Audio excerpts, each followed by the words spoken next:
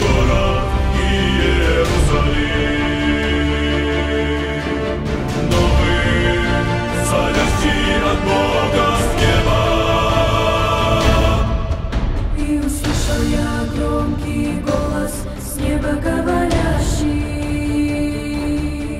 все скиния Бога с человеками, и Он будет обитать с ними, они будут Его народом,